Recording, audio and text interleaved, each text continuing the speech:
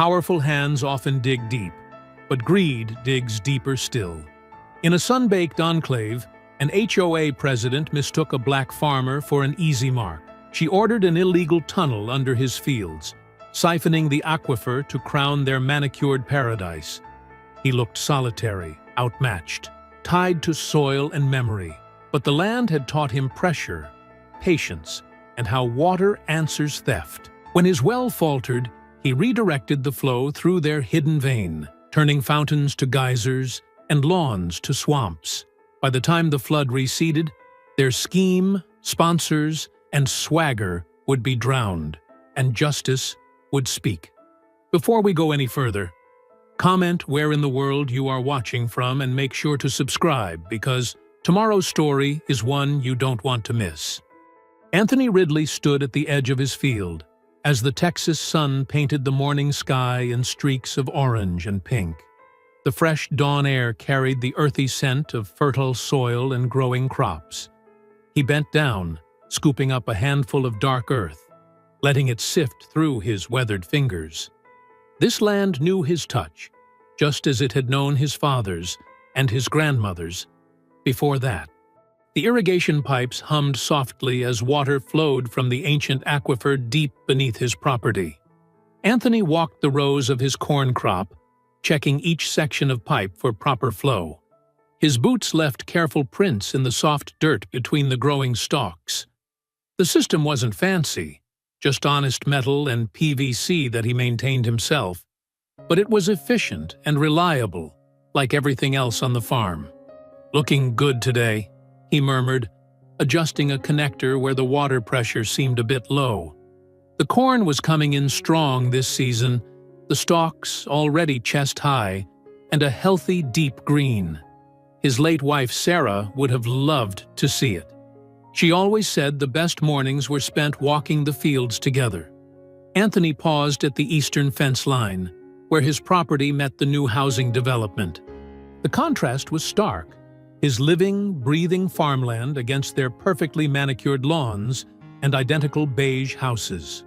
The development had sprung up just last year, replacing old Johnson's cattle ranch after he passed. The loss of that buffer zone still stung. Making his way back to the barn, Anthony checked on his small herd of cattle. They grazed contentedly in the pasture, black dots against the green grass still wet with dew.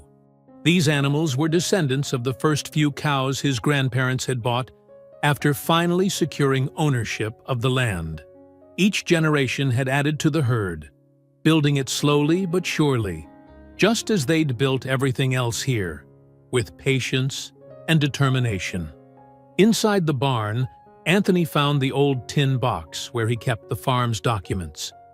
The deed was there, yellowed but carefully preserved in a plastic sleeve. His fingers traced the date, 1872.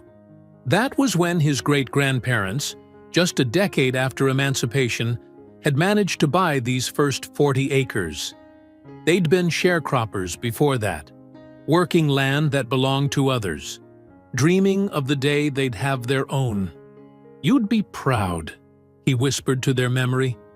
The farm had grown to over 200 acres now, each addition paid for in full, each improvement made with their own hands. The aquifer had been their salvation during the tough years when drought had withered other farms. That underground river had never failed them. Anthony spent the rest of the morning checking fence lines and mending a broken gate hinge. The work was peaceful, punctuated only by the occasional lowing of cattle and the distant calls of meadowlarks. Around noon, he drove his old pickup to the far western field to check on the soybeans he'd planted there. The temperature rose as the day wore on, but Anthony barely noticed. This was the kind of heat that meant life to his crops, the kind that drew the precious water up from the aquifer through limestone and soil to nourish everything it touched. He'd learned to read the land like a book. Every dip and rise, every change in soil color told a story about what lay beneath. As evening approached, he made one final round of the irrigation system. The water pressure seemed a bit lower than usual, but that wasn't uncommon this time of year. Still, something felt off. The cattle were restless, clustering together instead of spreading out to graze, as they usually did at dusk. After dinner, Anthony sat on his porch, a habit he'd kept since Sarah passed. The stars were beginning to appear in the darkening sky, and crickets struck up their evening chorus. He could see lights coming on in the housing development, each window a perfect square of artificial brightness. The night settled in, bringing with it the familiar sounds of his land: wind in the corn, the distant hoot of an owl, the rustle of small creatures in the undergrowth. But then something else caught his attention. At first, it was so faint he thought he might be imagining it. A low rumble, like distant thunder, except it came from below rather than above.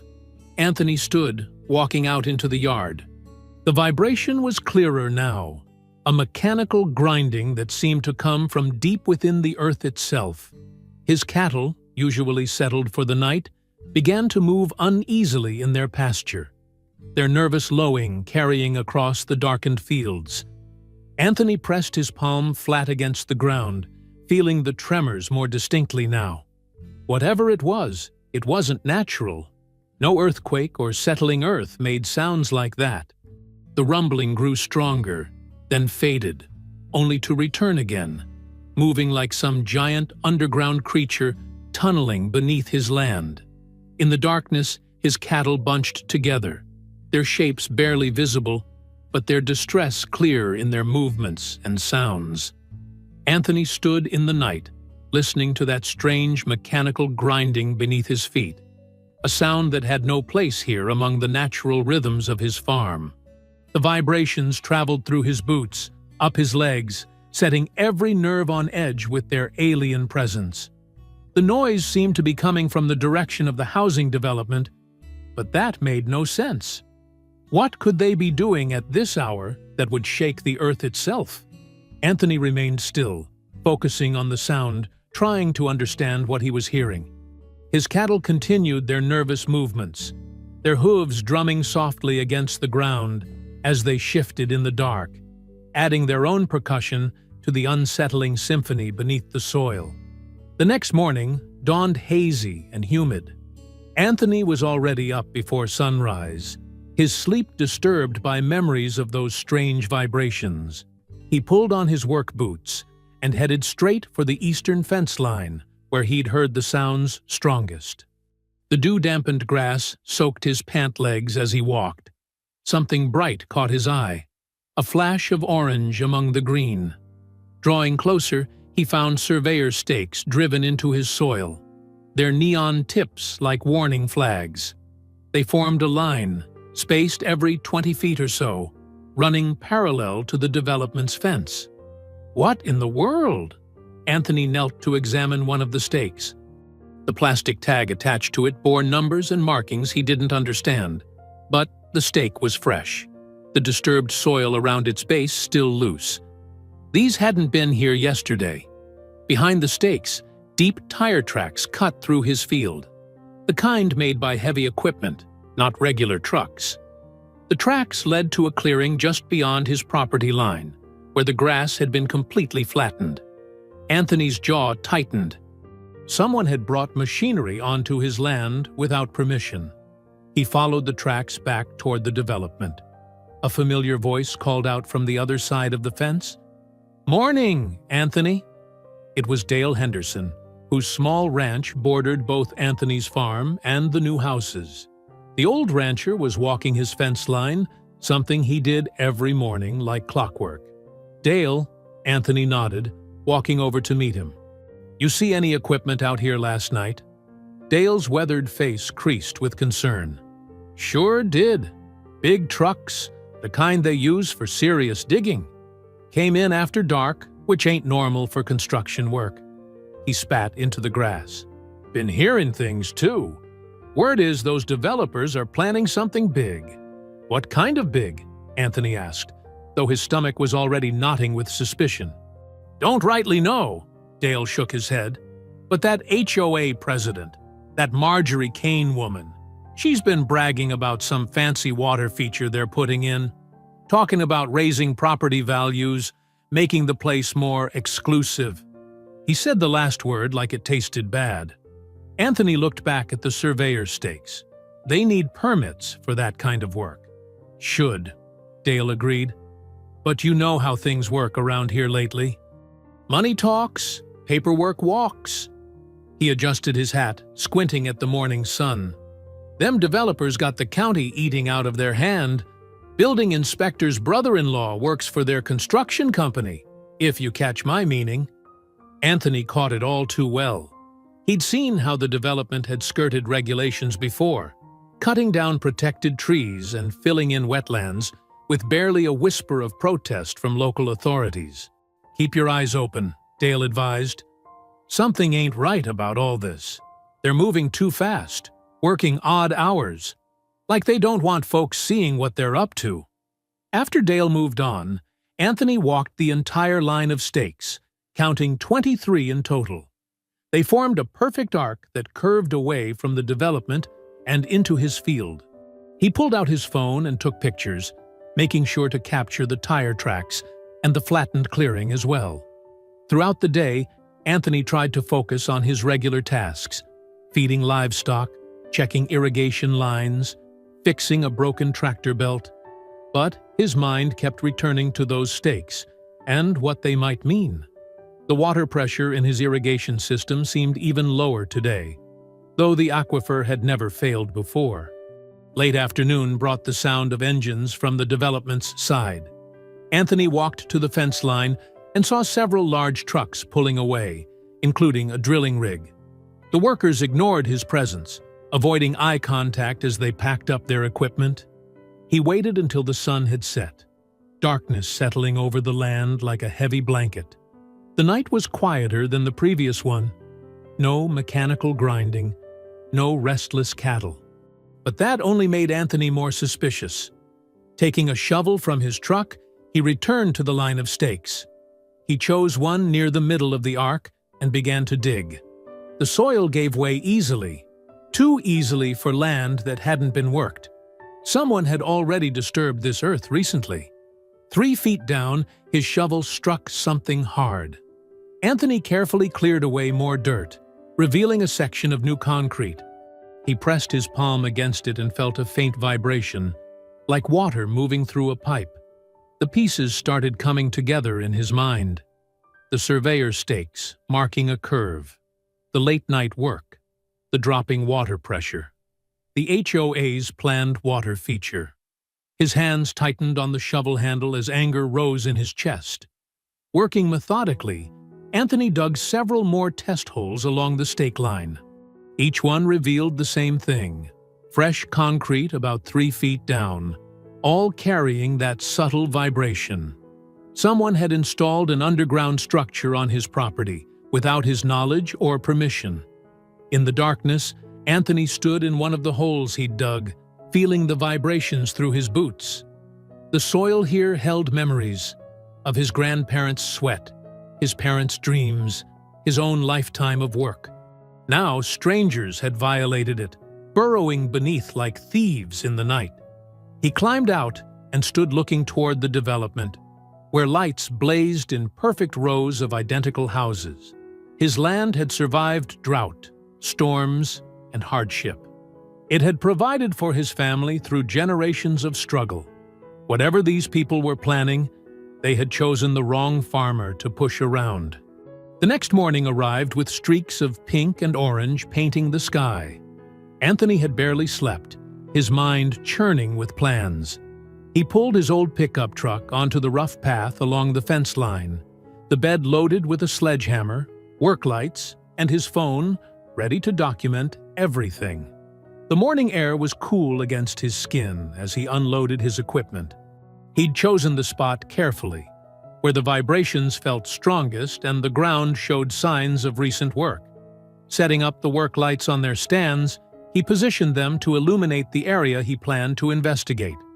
Anthony took several photos of the undisturbed scene first, the surveyor's stakes, the disturbed soil, the measuring tape he laid out to show scale. Everything had to be documented properly. His hands were steady as he worked, though anger simmered just below the surface. "Let's see what you've been up to," he muttered, gripping the sledgehammer. The first strike cracked the concrete beneath the soil. He worked methodically, breaking away chunks until a dark space appeared below. The sound echoed across his quiet fields as cattle watched from the distance. Sweat dripped from his forehead as he cleared away the broken concrete and dirt. The hole grew larger, revealing wooden support beams that formed a tunnel large enough for a person to crawl through. The craftsmanship was professional. This was no amateur operation. Anthony set up his phone on a tripod, making sure it captured everything.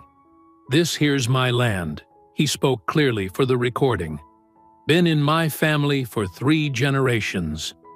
Never gave permission for any construction." He panned the camera to show the GPS coordinates displayed on his other phone, then focused back on the tunnel. The sound hit him first, a steady rushing noise that grew louder as he cleared more debris. Water, just as he'd suspected.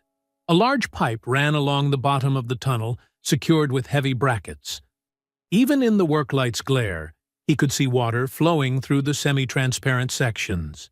"This pipe's carrying water from my aquifer," he continued for the camera.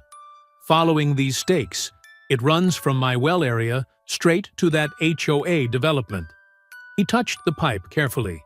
It was professional grade, meant to handle significant pressure. Anthony climbed down into the tunnel, ducking his head under the support beams. The space was cramped but navigable. He shone his flashlight in both directions, toward his well and toward the development. The tunnel disappeared into darkness both ways. "Got to be at least 100 yards of this," he said, his voice tight with controlled anger.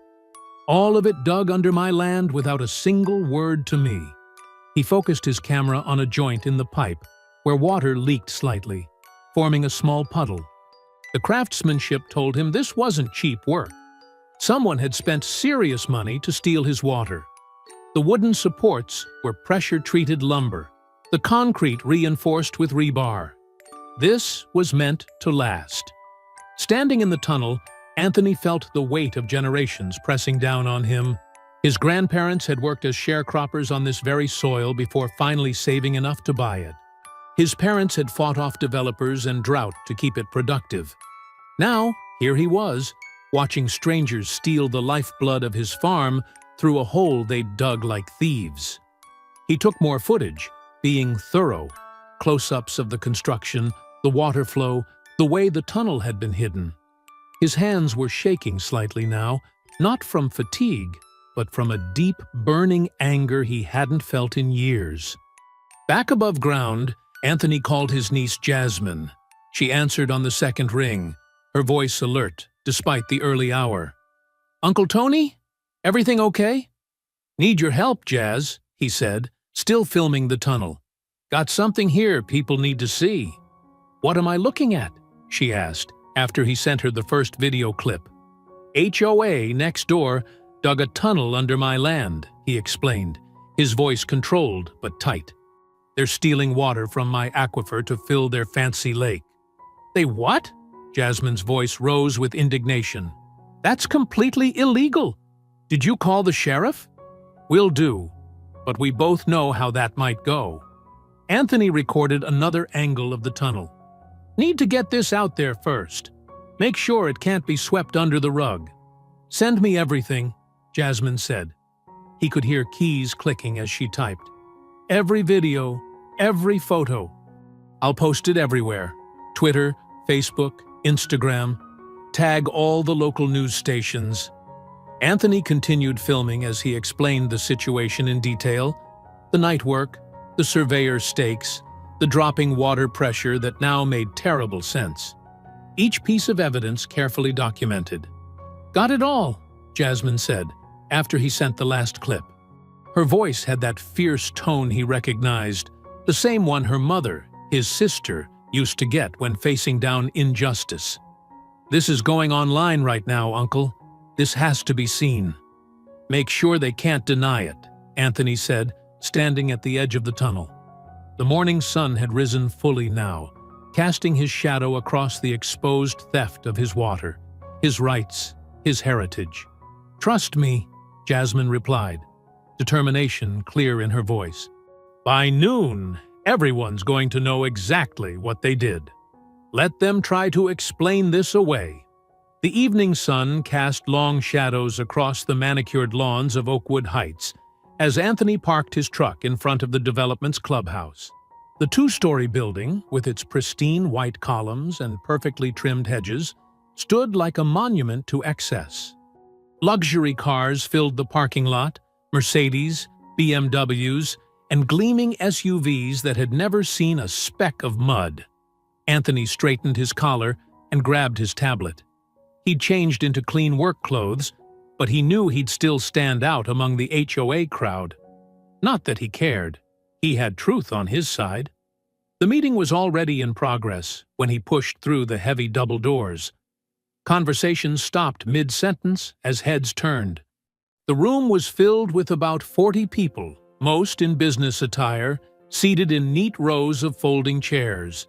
At the front, behind a polished wooden table, sat the HOA board members with Marjorie Kane at the center. Marjorie's carefully styled blonde hair and designer outfit screamed money and power. Her lips curved into a dismissive smirk as she regarded Anthony. "Well, well," she said, her voice carrying across the suddenly quiet room. "I wasn't aware we had invited guests tonight." "Didn't need an invitation," Anthony replied, his voice steady and strong. "Not when you're stealing from me." Murmurs rippled through the crowd. Marjorie's perfectly manicured hand tightened on her gavel. "Mr. Ridley, this is a private meeting for Oakwood Heights residents only. If you have concerns, you can schedule an appointment with—" "Already tried that route," Anthony cut in, walking down the center aisle. "Your office keeps saying you're unavailable. Funny how that works." A few people shifted uncomfortably in their seats. Near the back, Anthony noticed Bill and Sarah Whitman, the retired couple who'd been friendly to him since they moved in. Bill gave him a slight nod. "If you don't leave immediately," Marjorie said, her voice sharp as a razor, "I'll have security escort you out." Anthony reached the front and turned to face the crowd. "Before you do that, folks might want to see what's happening under their fancy development." He held up his tablet. "Found something interesting on my land this morning." "This is completely inappropriate," one of the board members, a balding man in an expensive suit, protested. "We have an agenda to follow." "Your agenda can wait," Anthony said firmly. "Unless you're all okay with being part of water theft?" That got their attention. Even those who had been pointedly ignoring him now looked up with interest. Marjorie's face tightened, a flash of something, worry, anger, crossing her features before she controlled it. "These are baseless accusations," she declared, but Anthony was already connecting his tablet to the room's projector system. The screen behind the board table flickered to life. The video started playing, crystal-clear footage of the tunnel, the industrial-grade pipe, the flowing water. Anthony's steady voice narrated the discovery, explaining the GPS coordinates and the direct line to the development's lake. Gasps filled the room. Someone whispered, "Oh my God!" Sarah Whitman covered her mouth in shock, while Bill's face darkened with anger. "This tunnel," Anthony said, pointing to the screen, "runs from my well straight to your lake. Pipes professional grade. Tunnels well built. Must have cost a fortune." He turned to Marjorie. "Wonder who approved that expense." Marjorie stood, her height elevated by expensive heels. "What an interesting piece of fiction," she said smoothly. "Anyone can dig a hole and claim victimhood. Do you have permits for that excavation on your property, Mr. Ridley?" "Permits?" Anthony let out a short, bitter laugh. "For discovering theft on my own land?"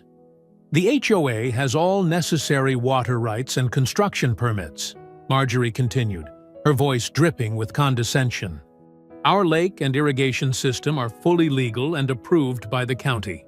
"Show them," Anthony challenged. "Show these people the permits for digging under my property." A middle-aged woman in the third row stood up. "Ms. Kane, did the board vote on this construction project?" "Sit down, Helen," Marjorie snapped. "This is not the time for—" "I think it is the time," Bill Whitman called from the back. "We're paying HOA fees. We deserve to know what they're funding." More voices joined in, demanding answers. Anthony watched as the unity of the room cracked, neighbors turning to each other with worried whispers and accusatory glances. Marjorie slammed her gavel repeatedly. "Order! I will have order!" When the room quieted, she fixed Anthony with a cold stare. "Mr. Ridley, your accusations are slanderous. If you continue, you'll be hearing from our lawyers." "Already sent copies to my lawyer," Anthony replied calmly. "Along with the County Water Board, EPA, and every news station in a 100-mile radius." He gestured to the screen where the video showed the water flowing through the stolen pipeline. "Hard to deny what's right there in black and white." "We'll see who the law believes," Marjorie said, her voice carrying a dangerous edge. Her perfectly made-up face held the smirk of someone used to getting their way, someone who knew which palms to grease and which strings to pull. A respected homeowners association or a farmer with a grudge. The way she said "farmer" made it sound like a slur. Several board members nodded along with her, their expressions suggesting they'd already decided who would win this fight. Anthony's boots echoed through the empty halls of the County Water Board office early the next morning. The fluorescent lights buzzed overhead, casting a harsh glow on the institutional green walls. He carried a thick folder containing printouts of the video footage, property documents, and his well permits dating back 3 generations. The receptionist barely glanced up from her computer. "Take a number," she droned, though the waiting area was empty. "Ma'am, I've got evidence of water theft," Anthony said, keeping his voice level. "Need to speak with someone in charge." After 20 minutes of waiting, a balding man in a rumpled shirt finally appeared. "Mr. Ridley? I'm Dave Morton. Let's make this quick." Morton's office was cramped, with stacks of papers everywhere and a small window that looked out onto the parking lot. He didn't offer Anthony a seat. "I've got proof the Oakwood Heights HOA dug an illegal tunnel," Anthony explained, spreading out his documentation. "They're stealing water from my aquifer." Morton barely glanced at the evidence. "Have you considered that the development might have legitimate water rights? On my land? Without my permission?" Anthony pulled out his property deed. "This shows clear boundaries and water rights going back to 1890. "Things change, Mr. Ridley." Morton shuffled papers on his desk. "Development brings progress. The county has broad authority to adjust water rights for the greater good." "Greater good?" Anthony felt his jaw tighten. "You mean stealing from a working farm to fill decorative fountains?" Morton's face hardened. "I'd be careful throwing around accusations. The Oakwood Heights development brings in substantial tax revenue. They employ a lot of people, create opportunities. And that makes theft legal?" "I'm very busy, Mr. Ridley." Morton stood up. "File a formal complaint if you want, but I wouldn't expect much. These matters are complicated." Anthony recognized the dismissal for what it was. He gathered his papers, his hands steady despite his rising anger. "Seems pretty simple to me. Right and wrong usually is." The sheriff's office wasn't any better. The front desk deputy took one look at Anthony's documents and said the sheriff was in meetings all day. When Anthony insisted on waiting, 2 hours passed before anyone would speak to him. Finally, a senior deputy emerged, looking annoyed at the interruption. "Water disputes are civil matters," he said, without even sitting down. "Take it up with your lawyer." "This isn't a dispute," Anthony insisted. "It's theft, trespassing, property damage. You got any proof they didn't have permission to build that tunnel?" "Permission from who?" "It's my land." The deputy shrugged. "County records show various easements and development rights in that area." Lot of paperwork filed recently. Above my pay grade to sort out? As Anthony turned to leave, frustration burning in his chest, a young deputy caught his eye. Deputy Moreno, according to his nameplate, gestured subtly for Anthony to follow him toward the water fountain. "They've bought everyone off," Moreno whispered, pretending to fix his uniform. Marjorie Kane's got connections all the way to the state capitol. Building inspectors, permit office, water board, they're all in her pocket. "That's not right," Anthony said quietly. "No, it's not." Moreno glanced around nervously. "But be careful. She's ruthless when crossed. Last guy who challenged her lost everything in legal fees." Over the next few days, Anthony tried every official channel he could think of. The State Environmental Agency, the county commissioners, even his congressman's office. Each time, he hit the same wall of indifference or thinly veiled hostility. Meanwhile, the rumbling under his fields grew louder. His well pressure dropped steadily. The spring-fed pond where his cattle drank was down 2 feet and falling. He was checking the water level again when he saw the black SUV coming up his driveway. A man in an expensive suit stepped out, holding a thick envelope. "Anthony Ridley?" The man's tone was professionally detached. "You've been served." The legal documents were dense with judicial language, but the message was clear. The HOA was suing him for water theft, claiming he had illegally tapped into their protected aquifer system. They demanded immediate cessation of all water use on his farm, plus damages of over $1 million. Anthony sat at his kitchen table, reading through the papers again and again as evening fell. Photos of his grandparents watched from the wall, their proud faces the day they'd finally owned this land outright. His father standing beside the first tractor they'd bought new. His late wife tending her garden, the soil rich and black from years of care. The lawsuit wasn't just about water. Every line of legal jargon was designed to break him financially, to drown him in court costs and legal fees until he had no choice but to sell. They wanted his land, the last working farm amid their expanding development, and they'd found a way to twist the law into a weapon. His hands didn't shake as he carefully stacked the papers. The kitchen was quiet, except for the tick of the old clock his mother had hung decades ago. Through the window he could see the lights of Oakwood Heights glowing in the distance, their fountains sparkling as they sprayed his stolen water into the air. The HOA thought they could use their money and influence to grind him down, to make him give up what generations of his family had worked to build. They expected him to break under the pressure of their lawyers and their lies. But they didn't understand what this land meant. They didn't know the strength that ran as deep as the aquifer they were trying to steal. Anthony's grandfather had taught him that some things were worth fighting for, no matter the cost. Anthony's kitchen filled with morning light as Jasmine spread their evidence across the table. Her teacher's organization skills showed in the neat stacks of labeled folders and color-coded tabs. "Look at this timeline I made, Uncle," she said, pointing to a detailed chart. "Every incident, every interaction with the HOA, it's all here. And these red marks? That's when our well pressure started dropping." Anthony nodded, studying the pattern. "You've done good work here, baby girl." "I'm not done yet." Jasmine pulled out her laptop. "That video of the tunnel? It's got over 50,000 views now. People are sharing their own HOA horror stories in the comments. We're not alone in this. Sharing stories won't stop them stealing our water," Anthony said quietly. "No, but it shows a pattern." Jasmine's fingers flew over the keyboard. "And look, 3 other farmers in different counties reported similar incidents. Same developer, same tactics. They're trying to push out family farms all over the state."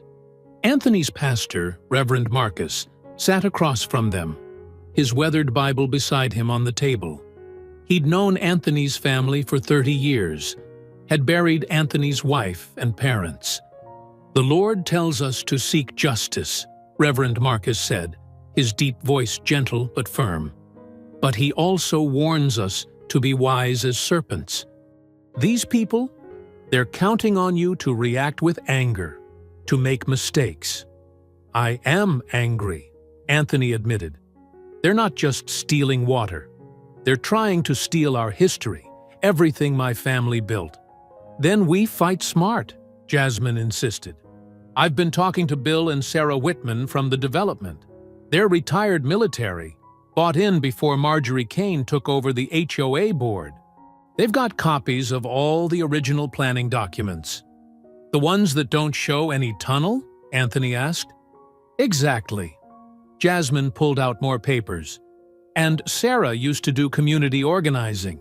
She knows how to research property records, track money trails. She's found some interesting connections between Marjorie and the county commissioners." Reverend Marcus leaned forward. "Anthony, remember when your daddy faced down that bank that tried to foreclose during the drought of '85? He didn't just get mad. He got organized. Built a case so strong they had to back down." Anthony touched the worn leather Bible. "Daddy always said the truth was like water. It finds its way out eventually." "Then let's help it along," Jasmine said. She opened another folder. "I've got statements from 3 former construction workers who quit when they realized the tunnel was illegal. They're willing to testify. They worked through the morning, building their case piece by piece." Anthony brought out old photographs showing the original well placement, property surveys from his grandfather's time, water quality reports going back decades. Each document told part of their story. "We need to show it's not just about the water," Reverend Marcus said. "It's about a pattern of corruption, of powerful people thinking they can take whatever they want." "Like this," Jasmine said, pulling up an email on her phone. "Remember Mrs. Johnson's flower shop? The one that used to be at the edge of the development? Sarah found proof the HOA deliberately flooded her basement, then called code enforcement about the mold. Forced her to sell for pennies on the dollar."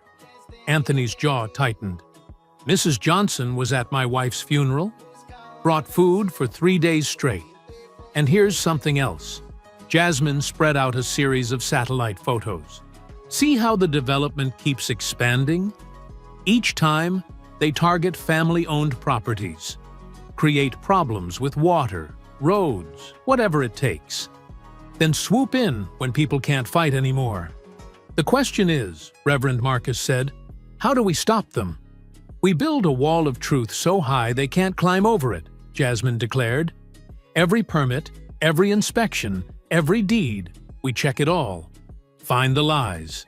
And we keep sharing that video, keep telling our story, make it too big for them to bury." They worked until evening, organizing their evidence into clear, compelling chapters. Anthony felt his spirit lifting as their case took shape. It wasn't just anger anymore. It was purpose, direction. But when he went to check the well pressure before sunset, reality hit hard. The gauge showed another significant drop. Standing in the gathering dusk, he could hear the faint mechanical sounds from underground, the HOA's pumps working harder than ever. He walked his fields, boots sinking into soil that felt drier than it should. The corn was showing stress, leaves curling at the edges. His cattle clustered around the shrinking pond, sensing the change. At the fence line, he could see the lights of Oakwood Heights blazing against the darkening sky. Their fountains still danced, throwing up graceful arcs of stolen water. Music drifted from the clubhouse. Another HOA party, celebrating their successful community. The well gauge clicked steadily lower as he watched. Each tick represented more of his family's lifeblood being drained away. All their careful documentation, all their evidence, it meant nothing to the pumps grinding away beneath his feet. Anthony touched the dry earth, feeling the vibrations of the machines. The HOA wasn't just maintaining their tunnel anymore. They were expanding it, pushing deeper, taking more. Despite the video evidence, despite the legal challenges, Despite everything, they were accelerating their theft. He straightened up, brushing dirt from his hands. Tomorrow, he'd show Jasmine and Reverend Marcus the new pressure readings, add them to their growing file of evidence. But tonight, watching his grandfather's well slowly fail, Anthony felt the weight of generations on his shoulders. The land that had sustained his family for so long was being bled dry, and all the documentation in the world couldn't stop those pumps from running. The evening sun cast long shadows across the Whitmans' backyard as Anthony slipped through their back gate. Bill Whitman, a tall man with military-straight posture despite his gray hair, ushered him quickly inside their garage. "Sorry for the cloak and dagger routine," Sarah Whitman whispered, closing the garage door. "But Marjorie has her little spies everywhere in this development, eyes on every street." The garage had been converted into a home office, with filing cabinets lining one wall and a large desk covered in papers. A small window air conditioner hummed quietly, fighting the Texas heat. "We should have done more research before buying here," Bill said, pulling out a chair for Anthony. 20 years in the Air Force, I thought I knew how to spot trouble. But this place..." He shook his head. Sarah opened a filing cabinet, removing a thick folder. "We've been keeping records since day one." Something felt off about how fast they were pushing through changes, raising fees. "At first we thought it was just typical HOA nonsense," Bill added. "You know, fussing about paint colors and lawn height. But then we noticed the pattern." Sarah spread documents across the desk. "Look at these permit applications. See the dates? They filed for waterline modifications months before they even approached the properties they wanted to buy." Anthony leaned forward, studying the papers. The HOA's planning went back further than he'd imagined. They knew they'd get those properties one way or another. "Because they rigged the game," Bill said, his voice tight with anger. "Create problems, then swoop in with lowball offers. We've seen it happen to 3 families already." Sarah pulled out more papers, inspection reports, contractor invoices, meeting minutes. "The real smoking gun is in the original development plans. No mention of any tunnel or aquifer access. But look at these equipment rental records." Anthony saw the dates matched perfectly with when he'd first heard the underground noises. They didn't even try to hide it. "They didn't think they had to," Bill said. "Marjorie brags at parties about her connections. County commissioners, judges, even state representatives. They're all in her pocket. Or scared of her," Sarah added. "She keeps files on everyone, knows every skeleton in every closet." A car door slammed somewhere outside. They all froze, listening. After a moment, Sarah relaxed. Just the neighbors. "But this is what it's like here now. Everyone watching, whispering." "We're not the only ones who hate what's happening," Bill said. "But most folks are too scared to speak up. Mortgages to pay, kids in school. Marjorie knows how to make life difficult. Like what she did to the Hendersons," Sarah said. "Their daughter had a swimming accident at the community pool. Nothing serious, thank God. But suddenly their pool access was revoked. Safety concerns, they said. Then their parking permits disappeared. Fines started piling up. They moved out last month," Bill finished. "Couldn't take it anymore." Anthony studied the couple's faces. The guilt, the anger, the determination. "Why are you helping me?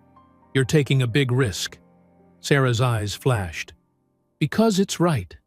And because we've seen this before." Bill's last posting was in Alabama. The base commander there tried similar tricks with local farmers, thought he could push people around because he had rank. "Didn't work out so well for him," Bill said with a grim smile. "Sometimes the little guy wins, if he's got truth on his side. And documentation." He patted the pile of papers. "There's more," Sarah said. She opened her laptop, typed briefly. "These are internal emails from the HOA board. Notice how they never explicitly mention the tunnel? Always use code words: infrastructure improvement, resource acquisition. Coward's language, Bill muttered, too afraid to write down what they're really doing. Anthony took photos of each document with his phone, careful to capture every detail. The evidence was damning. Proof of systematic corruption, of calculated theft. You need to be careful with these, Sarah warned. If Marjorie figures out where they came from, I'll protect you, Anthony promised. No one will know. It's not just us we're worried about, Bill said. These people, they played dirty. That fire at the Martinez place last year? Everyone knows it wasn't electrical like they claimed. Sarah touched Anthony's arm.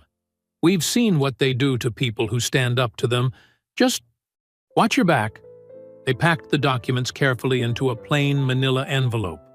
Bill checked the street through the blinds before leading Anthony to the back gate. We'll keep gathering what we can, Sarah whispered. There are others here who want to help. Good people who hate what's happening. Anthony gripped their hands in thanks, then slipped away through the growing darkness. He took a roundabout route home, watching for followers, but the development streets were quiet except for the endless fountain displays. His farm felt different as he approached. Darker, more threatening.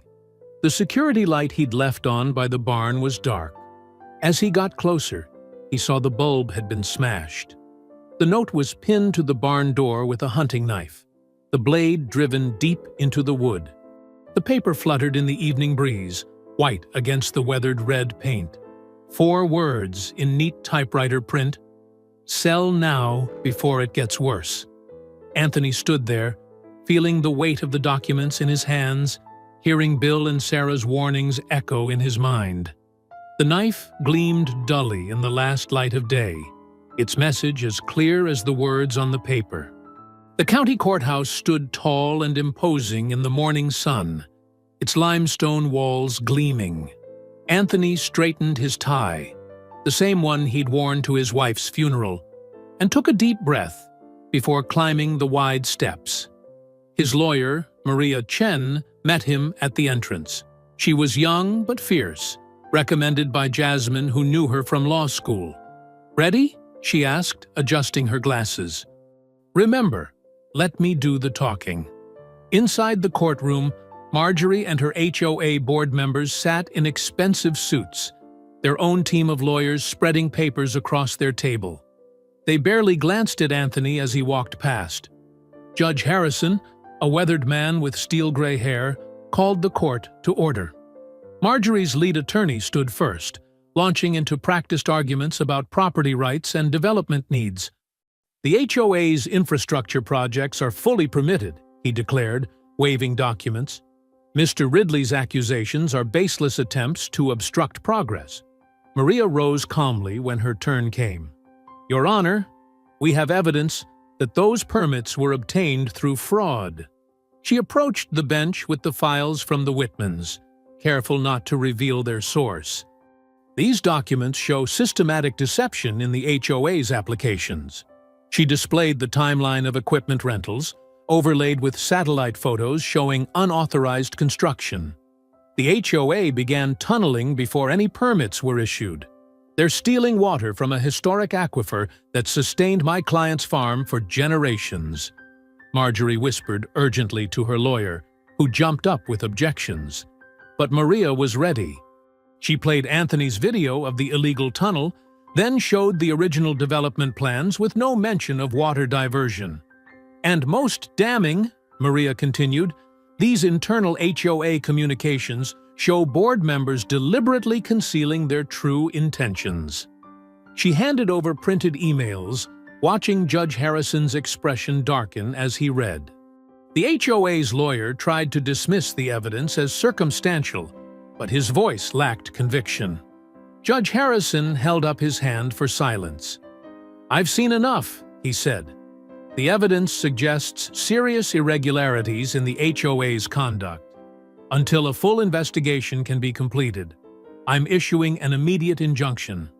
All water diversion activities must cease." Marjorie's face turned red. She started to speak, but her lawyer grabbed her arm, whispering frantically. Furthermore, the judge continued, the HOA will be required to seal any unauthorized tunnels within 48 hours. Failure to comply will result in substantial penalties. Anthony felt a weight lift from his shoulders. For weeks, he'd carried the burden of fighting alone. But now, finally, someone in authority was seeing the truth. Court adjourned, Judge Harrison declared, bringing down his gavel.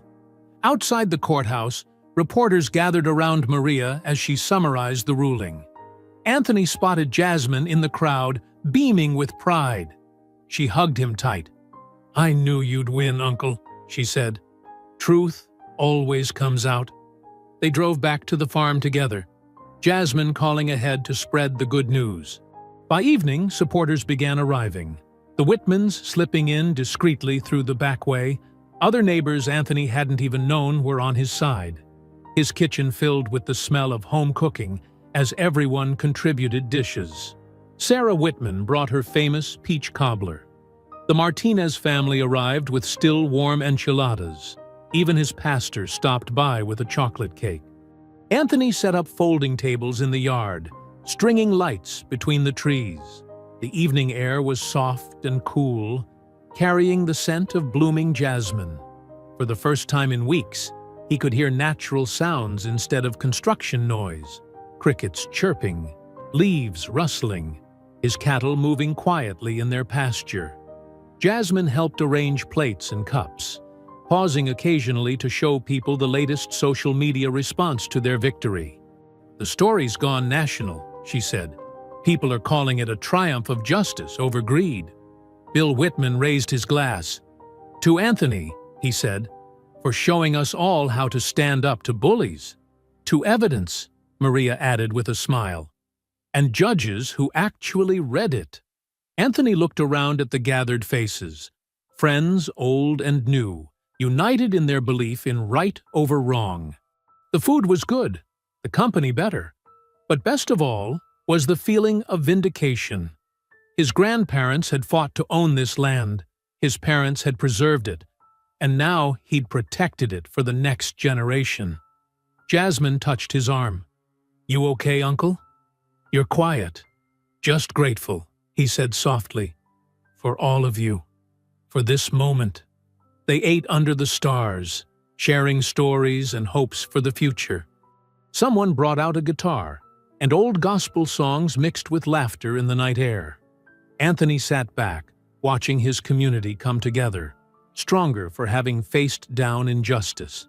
Sarah slipped him a copy of the court order, sealed in plastic. "Keep this safe," she whispered. "Frame it, maybe." "First piece of paper that's gone our way in a long time," he agreed. The celebration wasn't large or loud, but it was heartfelt. These were people who understood the value of land, of water, of doing what's right, even when it's hard. As plates were cleared and stories wound down, Anthony raised his own glass. "To hope," he said simply. "To hope," they echoed. And in that moment, watching the stars shine down on his family's land, Anthony let himself believe that maybe the worst was behind them. Past midnight, Anthony jerked awake. Something was wrong. The air in his bedroom felt thick, carrying an acrid smell that made his throat tighten. Smoke. He threw off his covers and rushed to the window. Orange flames flickered through the darkness, casting demonic shadows across his hay barn. His heart stopped for a moment, then kicked into overdrive. "No, no, no," he muttered, yanking on his boots without socks. He grabbed his phone and dialed 911 while sprinting down the stairs, taking them 3 at a time. The operator's voice crackled through the speaker. "Fire department is on their way. Sir, please stay back from the building."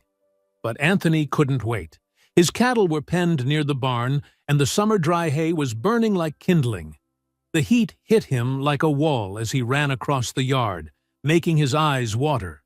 The cattle were panicking, pressed against the far side of their enclosure.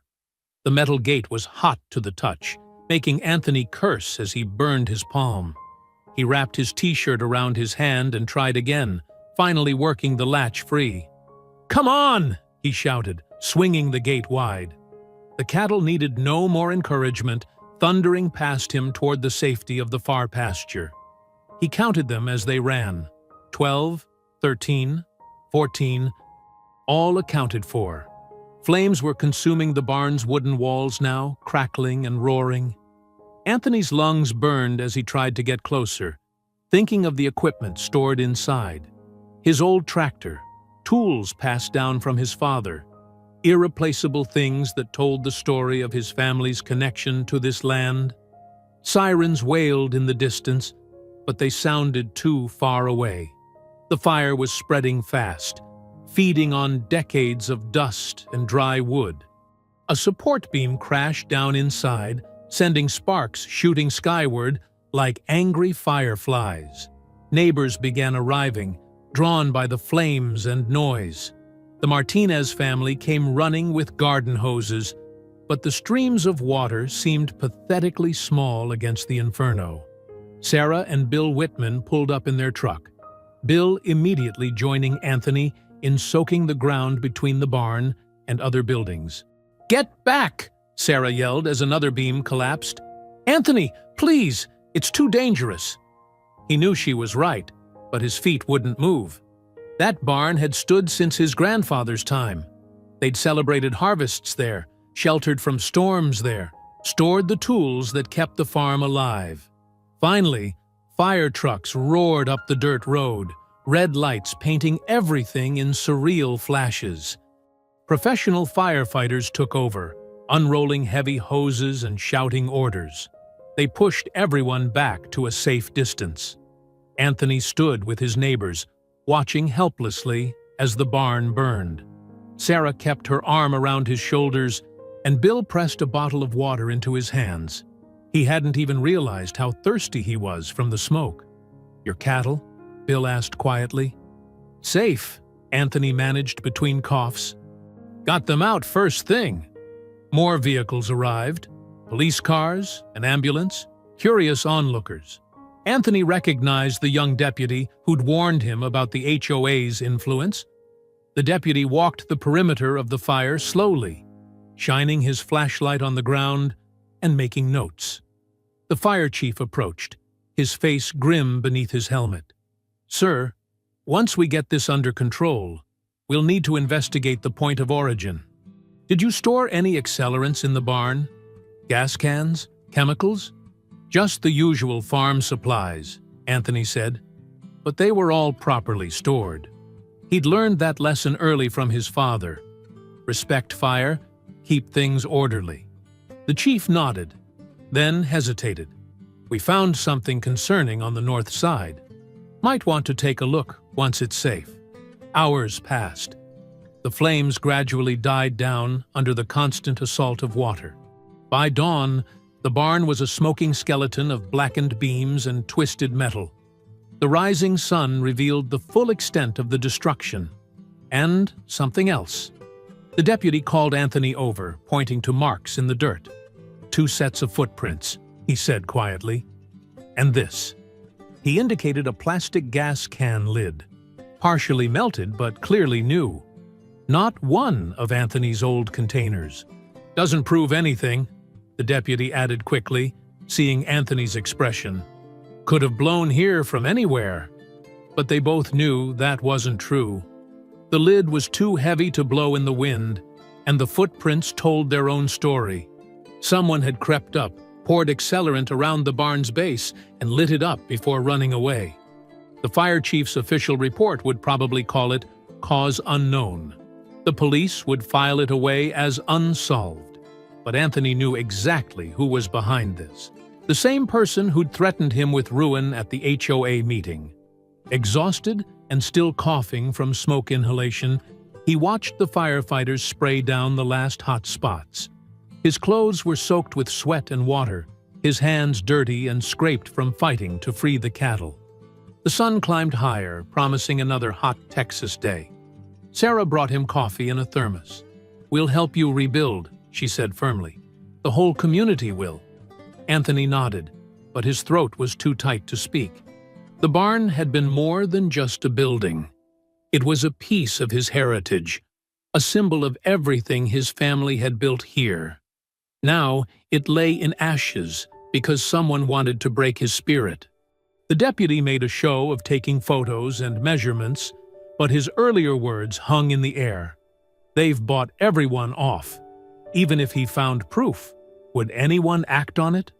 The morning sun beat down mercilessly as Anthony watched 3 county vehicles pull up his driveway, kicking up dust clouds. He recognized Wesley Thompson, head of the water board, stepping out in his pressed suit that looked ridiculous for the setting. 2 other officials followed, carrying clipboards and wearing expressions that made Anthony's stomach tighten. "Mr. Ridley," Thompson called out, not bothering to hide his smirk. "We're here about the temporary freeze on HOA water usage." Anthony wiped his hands on his jeans and walked over slowly. He'd been checking his well's water level again. It had dropped another foot since yesterday. "The investigation isn't finished," he said firmly. Thompson pulled out an official-looking document. "Actually, it is. Our experts found insufficient evidence of any wrongdoing by the HOA. The freeze is being lifted, effective immediately." "Insufficient evidence?" Anthony's voice rose. "I showed you the tunnel. I have video of their illegal pumping system." One of the other officials, a younger woman who couldn't meet his eyes, mumbled something about inconclusive documentation and possible natural geological features. "Natural features?" Anthony gestured toward his fields. "The water table's dropping by the day. My crops are dying. How is that natural?" Thompson's smile turned cold. "Mr. Ridley, if you continue having water management issues, perhaps it's time to consider other options. I understand the HOA has made several generous offers to purchase your property." The threat wasn't even subtle anymore. Anthony's fists clenched at his sides, but he forced himself to stay calm. Getting angry wouldn't help. That's what they wanted. "This is my land," he said quietly. "Been in my family for generations. We survived droughts, storms, and worse than this." "Times change," Thompson replied. "Progress comes whether we want it or not." He handed Anthony a copy of the order and turned back to his vehicle. "Good day, Mr. Ridley." Anthony stood in the dust of their departing cars, the paper crumpling in his grip. Through the fence line, he could see the HOA's ornamental lake sparkling in the distance, fountains spraying his stolen water into the air. That afternoon, he checked his well again. The water level had dropped another 6 inches. At this rate, he'd be completely dry within weeks. His cattle were already drinking from emergency tanks he'd had to fill with expensive city water. He walked his fields slowly, touching the withering corn stalks. The soil was cracking, desperate for moisture. Generations of his family had worked this earth, turning it from hard-scrabbled dirt into fertile farmland. Now he was watching it die, killed by rich people's fountains and artificial lakes. His phone buzzed, Jasmine calling. "Uncle Anthony? I saw the county's decision online. Those corrupt crooks." Her anger was a mirror of his own pain. "Language," he said automatically, though his heart wasn't in it. "But it's true. Everyone knows Thompson's wife is on the HOA board. This whole thing stinks." Anthony sighed, leaning against his fence. "Knowing it and proving it are different things, baby girl. So what are you going to do?" He watched a cluster of HOA residents walking their designer dogs around the lake. They looked so comfortable, so entitled to their stolen wealth. "I'm still thinking on that." After hanging up, he drove to check his furthest field. The irrigation pipes there were running at barely a trickle now. He knelt and placed his hand on the ground, feeling the parched earth beneath his palm. His grandfather's voice echoed in his memory. "Land remembers, son. Every kindness, every cruelty, it all leaves a mark." Evening brought no relief. Anthony sat at his kitchen table, reviewing bills by lamplight. Water delivery costs were mounting. Without rain or his well, he'd be bankrupt by harvest time. The HOA knew this. It was part of their plan. Through his window, he could see the development's lights reflecting off their lake. Music drifted over. Another HOA party celebrating their victory, no doubt. They thought they'd won, thought they could just take whatever they wanted because they had money and connections. His gaze drifted to the framed photo on his wall. His grandparents standing proud in front of this same house, back when they'd first bought the land. They'd faced down threats and violence to keep their farm. Now here he was, watching everything they'd built slip away because of greed wrapped in paperwork. The house creaked in the cooling night air. Anthony moved to his darkened living room, settling into his father's old armchair. The only light came from the HOA's garish security lamps across the way, casting strange shadows through his windows. His mind went to the tunnel they'd dug, their own greed literally undermining his land. They'd gone under the law, under the earth itself, to steal what was his. And now they thought they were untouchable. The darkness felt heavy around him, matching his mood. But in that darkness, something was crystallizing. A plan born of desperation and justice, too long denied. They'd used his own water system against him. Maybe it was time to return the favor. If the law won't stop them. Anthony whispered into the darkness of his farmhouse, his voice barely audible above the distant party music. Then I will. Anthony woke before dawn, his mind already racing with calculations and plans. He'd spent half the night studying old irrigation manuals and sketching diagrams at his kitchen table. Now, with the first gray light seeping through his windows, he knew exactly what needed to be done. He pulled on his work boots and grabbed his toolbox. The metal handles were smooth from decades of use. First his father's hands, then his own. In the barn, he collected lengths of heavy-duty hose, pressure gauges, and the special gate valves he'd ordered last week. Each piece was part of the puzzle. The tunnel entrance was hidden behind thick brush near the fence line. Anthony cleared it carefully, not wanting to attract attention. The HOA's security patrols rarely came this far out, but he couldn't take chances. As he worked, sweat darkening his shirt despite the early hour, he thought about how they'd used this same tunnel to steal from him. Now it would become their undoing. He laid out his tools methodically, just as his father had taught him. A rushed job is a botched job, he muttered, checking each fitting and connection. The tunnel's construction was actually impressive. Steel-reinforced concrete, proper drainage slopes, even ventilation. They'd spent a fortune to steal his water in style. Around mid-morning, Bill Whitman appeared at the fence. The retired veteran looked nervous but determined. "Brought you those schematics you asked for," he said quietly, passing a rolled-up tube through the fence. Sarah copied them from the HOA office while volunteering. They show every water line in the development. Anthony nodded gratefully. "Thank you, both of you. I know this isn't easy. What they're doing isn't right," Bill replied firmly. "Sarah and we should have spoken up sooner. Maybe if more of us had—" "You're speaking up now," Anthony said. "That counts for something." After Bill left, Anthony spread the schematics across his truck's hood. The drawings confirmed what he'd suspected. The HOA's water system was beautifully engineered, but fundamentally flawed. They'd designed it to handle the steady flow they were stealing from his well, not the full pressure his irrigation system could generate when properly configured. He worked through lunch, connecting new pressure control valves to his main line. Each one had to be perfectly calibrated.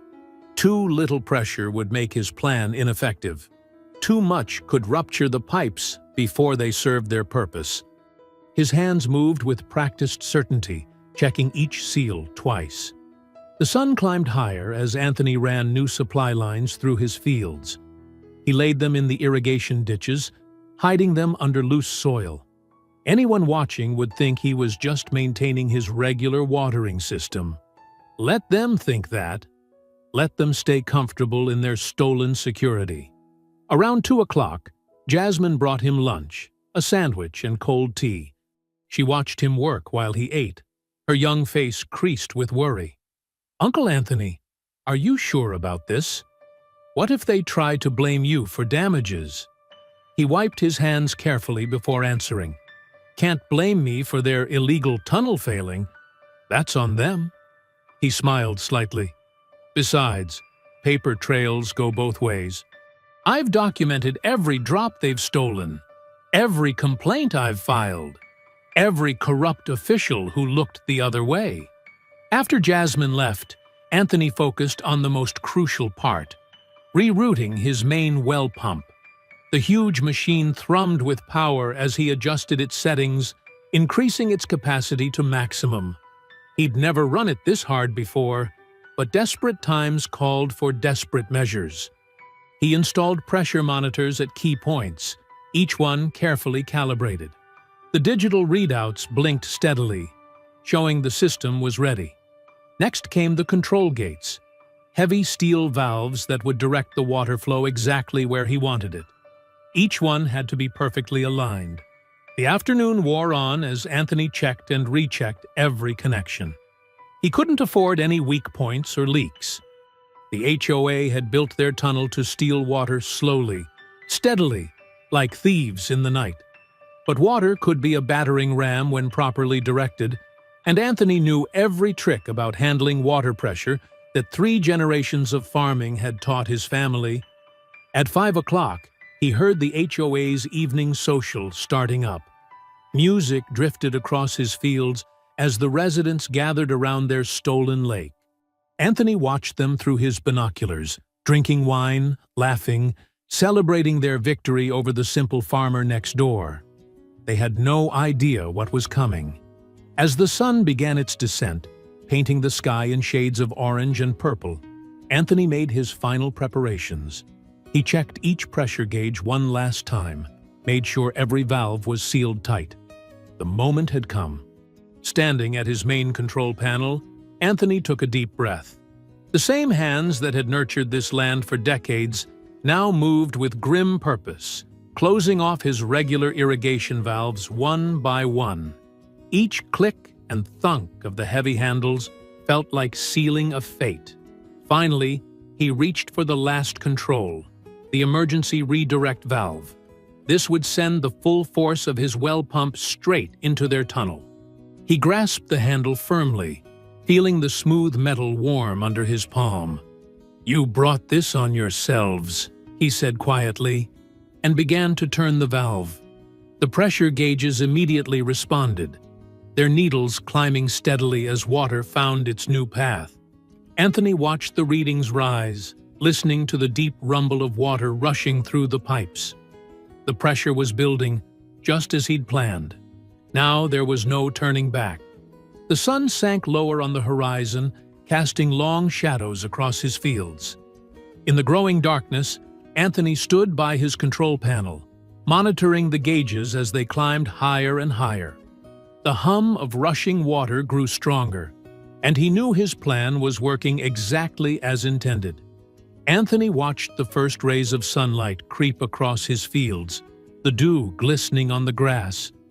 He hadn't slept all night, monitoring the pressure gauges and making minor adjustments. The readings showed everything was proceeding exactly as planned. Water steadily forcing its way through their stolen tunnel, finding every crack and weakness in their fancy development's infrastructure. The first scream cut through the morning air around 6:30 a.m., then another and another. Soon, the quiet subdivision erupted into chaos as homeowners stepped outside to find their pristine lawns transformed into swamps. Water bubbled up through their expensive sod, turning manicured gardens into mud pits. Through his binoculars, Anthony watched the scene unfold. People in bathrobes and pajamas splashed through their flooded driveways, phones pressed to their ears as they called for help. The development's decorative lake, always so carefully maintained, had swollen far beyond its banks. The fountains, once shooting elegant streams skyward, now gurgled pathetically as water backed up through their pipes. Mrs. Peterson from Lot 14 tried to save her prized rose bushes, wading through knee-deep water with plastic sheeting. The Johnsons' kids stood on their front porch, pointing and laughing, as their father's new BMW sat half-submerged in the garage. Even the tennis courts weren't spared. The carefully leveled playing surface now resembled a series of small ponds. Emergency vehicles began arriving within the hour. Their sirens echoed across Anthony's fields as fire trucks and utility crews tried to navigate the flooded streets. Red and blue lights reflected off the water, creating an almost festive atmosphere that contrasted sharply with the growing panic. Anthony kept his distance, pretending to check his regular irrigation lines while watching the chaos unfold. He'd positioned his phone carefully in his shirt pocket, ready to record any confrontations. Years of farming had taught him patience. Now was the time to wait and watch. "It's coming up through the floors!" someone shouted from a basement window. Others began reporting the same, water forcing its way up through foundation cracks, seeping through walls, destroying expensive carpeting and furniture. The pressure had found every weakness in their hastily built homes. The HOA's maintenance crew arrived in their golf carts, looking comically inadequate against the scale of the flooding. They rushed from house to house, checking drain covers and trying to redirect the flow with sandbags. But Anthony knew their efforts were useless. The water was coming from below, through their own illegal tunnel. Around 8 o'clock, the news vans started showing up. Reporters in rain boots waded through the streets, microphones held high, broadcasting the disaster live. Homeowners crowded around them, eager to share their outrage and confusion. "We just woke up to this. Everything's ruined. Where is all this water coming from?" Bill and Sarah Whitman stood on their porch, watching the scene with knowing looks. They caught Anthony's eye across the fence and gave slight nods. They understood what was happening, and more importantly, why it was necessary. The development's showpiece, their stolen lake with its expensive fountain, finally gave way around 9. The artificial banks, never designed to handle such volume, crumbled under the pressure. A wave of water crashed through the surrounding gardens, taking with it thousands of dollars worth of landscaping and outdoor furniture. Anthony could hear Marjorie Kane's voice now, shrill and commanding as she arrived on the scene. She stormed through the flood in designer rain boots, barking orders into her phone and pointing accusingly at various workers. Her perfect hair was frizzed by the humidity, her makeup running in the morning heat. "This is sabotage!" she screamed, spinning in circles as she tried to direct the emergency response. "Someone has deliberately attacked our community." She was right, of course, but she had no proof. Just like Anthony had had no proof when they'd started stealing his water. The water continued rising. Moving vans appeared as some residents began evacuating their belongings. Children splashed through the floods on inflatable pool toys, while their parents argued with insurance adjusters who were already appearing on the scene. The carefully maintained image of suburban perfection was literally underwater. Marjorie's composure finally broke when her own basement security system started blaring. Water had reached the electrical panels. She ran toward her house, slipping and stumbling in the mud, her designer outfit ruined. When she emerged minutes later, she was soaking wet and shaking with rage. Anthony saw her gaze lock onto his farm. Her face contorted with fury as she started marching toward his property line. He calmly reached up and adjusted his phone's position in his pocket, making sure the camera lens was unobstructed. Years of dealing with corrupt officials had taught him the value of documentation. "You!" Marjorie screamed, stomping through the mud toward his fence. "You did this!" You'll pay for every cent of damage." Her voice carried across the fields, drawing attention from news crews who began turning their cameras in their direction. Anthony stood his ground, saying nothing as she approached. The phone in his pocket recorded every step, every word, as Marjorie Kane, HOA president and self-proclaimed queen of the development, came to deliver her threats in person. She was drenched from head to toe, her expensive clothes caked with mud, mascara running down her cheeks, the perfect image of defeated arrogance.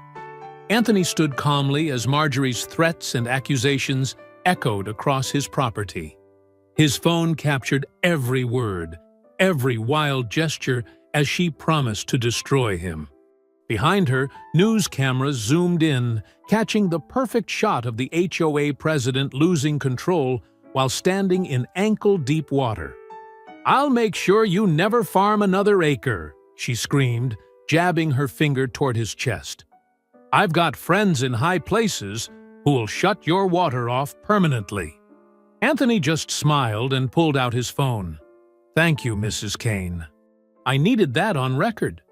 He pressed stop on the recording and quickly sent it to Jasmine. Within minutes, his niece had uploaded the video alongside footage of the flooding. Her social media skills proved devastating. She knew exactly which hashtags would grab attention, which news outlets to tag, and how to make the story spread like wildfire. The first viral post showed a split screen. On one side, the HOA's promotional video boasting about their sustainable water features, and on the other, current footage of their flooded streets. Jasmine's caption read, "HOA steals black farmers' water. Karma flows back." More reporters arrived, drawn by the viral story. They clustered around Anthony's fence line, shouting questions about water rights and discrimination. This time, he was ready to talk. He shared his documentation methodically. Photographs of the illegal tunnel, copies of ignored complaints, records of the suspicious fire, and now, Marjorie's explicit threats. "My grandparents worked this land as sharecroppers before they owned it," Anthony told the cameras. "They taught me that water follows its own path. You can guide it, but you can't steal it without consequences." By noon, state environmental regulators had arrived in their official vehicles. They parked alongside the floodwaters, pulling out testing equipment and documentation materials. The sight of their badges and clipboards sent HOA board members scurrying back to their homes. Federal investigators came next, their dark SUVs splashing through the development's ruined streets. They weren't interested in the flooding. They wanted the HOA's financial records. Years of suspicious permits and irregular payments had caught their attention. Jasmine arrived with a stack of printouts, screenshots of social media support pouring in from across the country.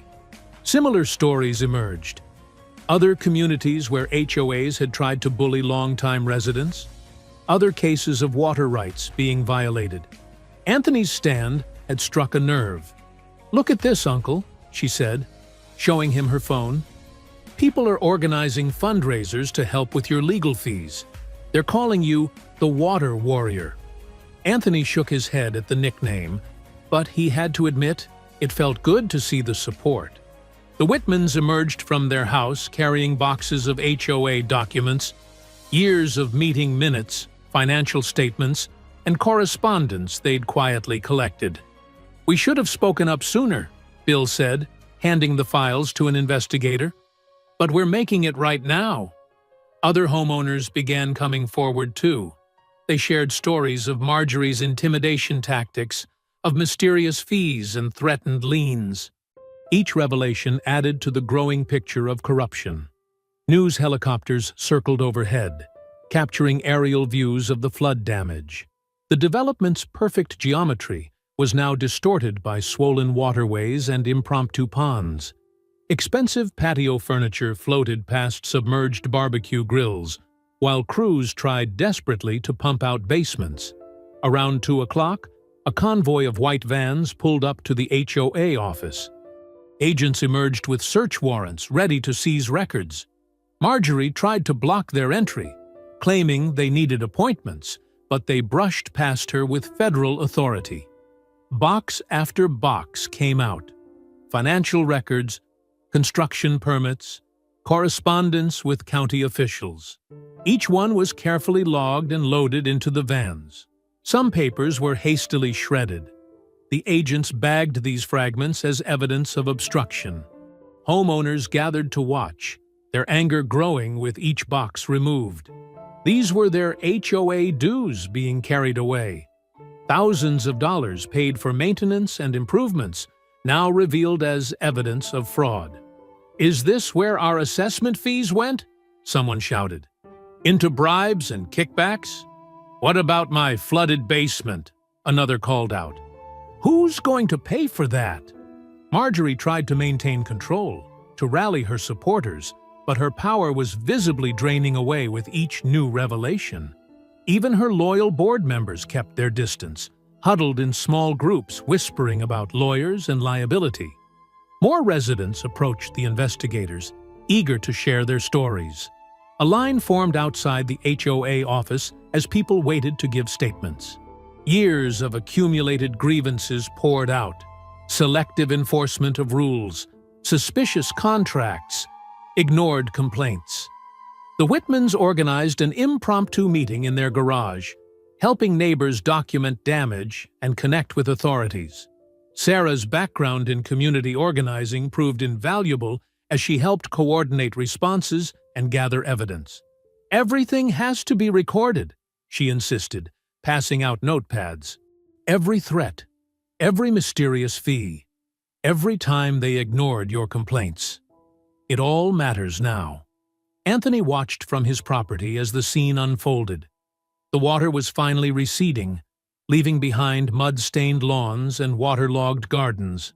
The development's carefully maintained facade had been literally and figuratively washed away. Marjorie stood in the middle of it all, her designer outfit ruined, her authority crumbling. She tried to approach the federal agents to explain her side, but they were more interested in the documents than her excuses. Her phone rang constantly: lawyers, contractors, angry homeowners, but her usual confident answers had turned to desperate stammering. "Mrs. Kane," residents called out, their voices growing angrier. "Where's our money? What have you been doing with our fees?" They crowded around her, demanding explanations for years of suspicious activity suddenly exposed. Weeks later, Anthony sat in the federal courthouse, his hands folded calmly in his lap, as he watched the proceedings unfold. The courtroom was packed, reporters filled the press section, and angry homeowners occupied every available seat. Even the standing room at the back was crowded with spectators eager to see justice served. The lead investigator took the stand, methodically presenting evidence through a series of slides projected on the courtroom screen. Each image told part of the story: bank statements showing suspicious transfers, permits issued without proper inspection, emails discussing payoffs to county officials. "Your Honor," the investigator said, pointing to a particularly damning document, "this check for $50,000 was labeled as landscaping services, but was traced to an offshore account belonging to the county water board chairman." Marjorie shifted uncomfortably in her chair at the defense table. Her usually perfect appearance had suffered during her weeks under investigation. Her designer suit looked rumpled, and dark circles showed through her makeup. Her attorneys whispered urgently to each other, scribbling notes as the evidence mounted. The prosecutor stood, holding up a thick binder. "The government will now present evidence of systematic environmental violations spanning 5 years." She began laying out photos of the illegal tunnel construction, along with soil samples showing contamination from improper drilling. "Mrs. Kane personally approved these operations," the prosecutor continued, "despite receiving multiple warnings about aquifer damage. She then orchestrated a cover-up, including the destruction of inspection reports and threatening witnesses." Anthony noticed Bill and Sarah Whitman sitting a few rows ahead. They had testified earlier about the HOA's pattern of intimidation and financial misconduct. Sarah caught his eye and gave him a supportive nod. The court fell silent as security footage from the night of the barn fire played on the screen. The grainy video showed two figures approaching with gas cans, then fleeing in a car registered to one of Marjorie's contractors. Phone records displayed next revealed calls between Marjorie and the contractor just before and after the fire. The defendant didn't just steal water, the prosecutor declared. She orchestrated a campaign of harassment and destruction against Mr. Ridley when he dared to stand up to her illegal activities. Several former HOA board members had already pleaded guilty to lesser charges in exchange for testimony. They described meetings where Marjorie bragged about her influence with local officials and planned ways to force Anthony off his land. Mrs. Kane told us the tunnel was legal. One former board member testified, avoiding Marjorie's glare. She said she had all the permits. When Mr. Whitman asked to see them, she threatened to put a lien on his house. The evidence kept coming. Fake inspection certificates, altered water quality reports, receipts for bribes labeled as consulting fees. Each revelation drew gasps from the spectators and triggered furious note-taking by the reporters. A hydrogeologist testified about the damage done to the aquifer. The illegal tunneling disrupted natural water flow patterns, he explained, pointing to underground mapping displays. If Mr. Ridley hadn't exposed this when he did, the entire aquifer could have been permanently compromised. Anthony's niece Jasmine sat beside him, squeezing his hand as particularly difficult evidence was presented. The photographs of his burned barn, the threatening notes, the recorded phone calls where Marjorie boasted about making his life impossible. The federal prosecutor approached the bench with another exhibit. Your Honor, these emails show Mrs. Kane specifically targeted Mr. Ridley's property because, in her words, these people don't deserve prime real estate. The racial undertones of her messages drew angry murmurs from the courtroom. Marjorie's lawyer attempted to paint the flooding as criminal vandalism, but expert testimony showed Anthony's actions had simply revealed the HOA's illegal infrastructure. The development's drainage system failed because it was never properly permitted or constructed, an engineer testified. The flooding was an inevitable result of their own illegal work. As the final pieces of evidence were presented, Anthony studied Marjorie's face. Her usual arrogant expression had crumbled into something between fear and disbelief. She had clearly never imagined being held accountable like this. The judge, a stern-faced woman who had shown little emotion throughout the trial, began reviewing the evidence summaries. The courtroom grew tense with anticipation. Reporters readied their cameras, and the federal marshals moved closer to the defense table. The evidence of corruption in this case is overwhelming, the judge began, her voice sharp with disapproval. Mrs. Kane, you abused your position of authority to commit serious environmental crimes, engaged in systematic fraud, and attempted to destroy a family farm that had existed for generations. The judge paused, looking directly at Marjorie. Your actions show a complete disregard for the law, for the environment, and for basic human decency. The court cannot ignore such flagrant criminal behavior. Marjorie stood, swaying slightly as the judge continued. Given the severity of these crimes and the clear evidence of witness tampering, this court has no choice but to order you taken into custody immediately pending sentencing. The federal marshals stepped forward, handcuffs ready. Camera shutters clicked rapidly as they approached Marjorie, who seemed to shrink with each step they took toward her. Anthony let out a long, deep breath, feeling weeks of tension finally begin to leave his body. Beside him, Jasmine wiped away tears of relief. The Whitmans turned to smile at him as Marjorie was led away, her designer heels clicking against the courtroom floor one last time. Months had passed since the courthouse drama. and spring had brought new life to Anthony Ridley's farm. The morning sun cast long shadows across fields where young corn stalks pushed through rich soil, their leaves dancing in the gentle Texas breeze. The land was healing, growing stronger with each passing day. Children's laughter echoed across the property as a group of elementary school students followed their teacher along the newly established learning trail. They stopped at educational stations where signs explained sustainable farming practices and the importance of water conservation. Anthony had used part of his compensation money to create this outdoor classroom, determined to turn his victory into something that would benefit future generations. "Mr. Ridley!" a young girl called out, waving enthusiastically. "Look what we found!"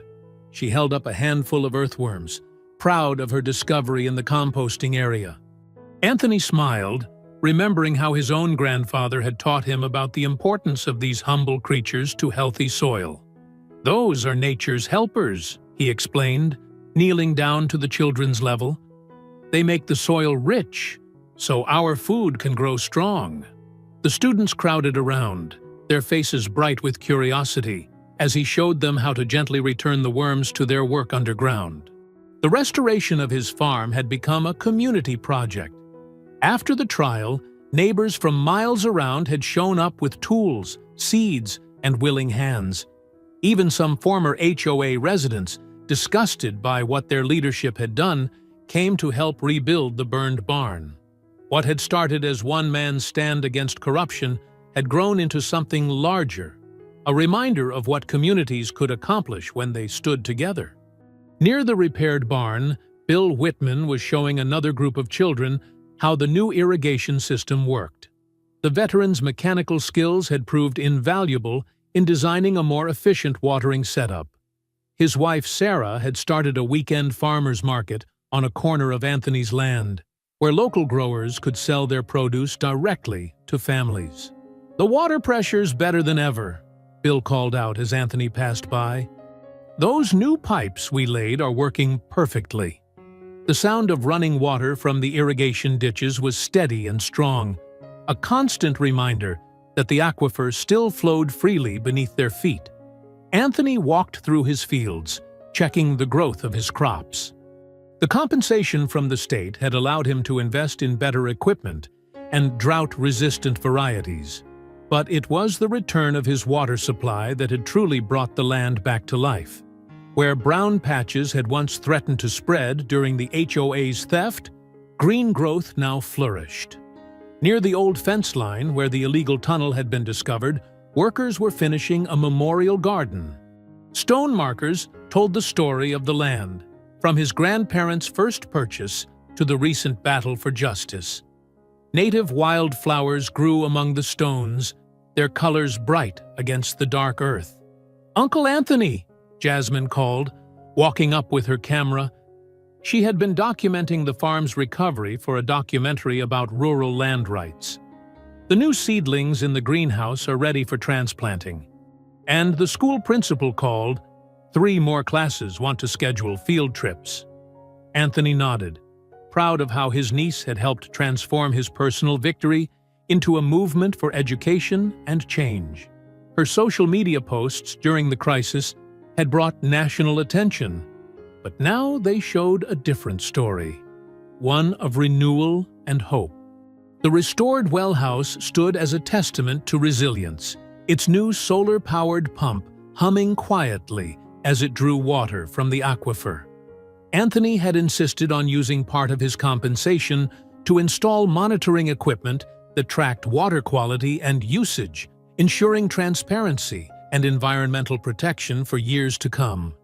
A group of agricultural students from the local college worked in the demonstration garden, learning traditional farming methods alongside modern sustainable practices. Their professor, a longtime friend of Anthony's, had developed a curriculum around the farm's story, teaching future generations about both agricultural science and the importance of standing up for what's right. The afternoon sun was warm on Anthony's shoulders as he walked past the community center that had been built where the old storage shed once stood. Inside, local farmers met regularly to share knowledge and resources. Today, a class on organic pest control was in session. The teacher's voice drifting through open windows as she explained natural alternatives to harmful chemicals. Sarah Whitman's voice carried across the field as she led another group of visitors. "This farm represents more than just agriculture," she was saying. "It's about remembering our history and protecting what matters for future generations." Anthony smiled, knowing his late wife would have appreciated Sarah's dedication to sharing their story. The day wound down as the last school bus departed, leaving the farm peaceful in the golden afternoon light. Anthony walked the perimeter one final time, a habit he'd developed during the darkest days of the water theft.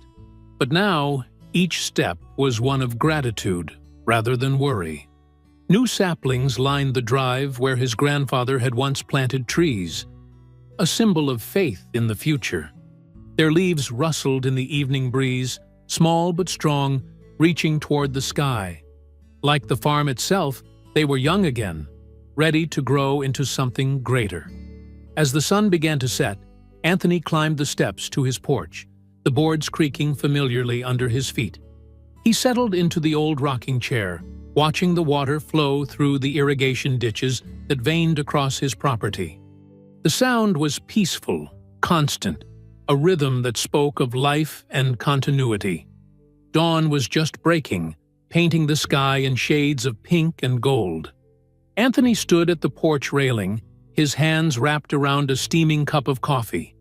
Below, the irrigation ditches ran clear and strong, carrying life-giving water to every corner of his land. He took a deep breath of the morning air, rich with the scent of damp earth and growing things. In a quiet voice, steady with conviction, he murmured, "They thought they could bury us, but this land remembers who it belongs to." I hope you enjoyed that story. Please share it with your friends and subscribe so that you do not miss out on the next one. In the meantime, I have handpicked 2 stories for you that I think you will enjoy. Have a great day.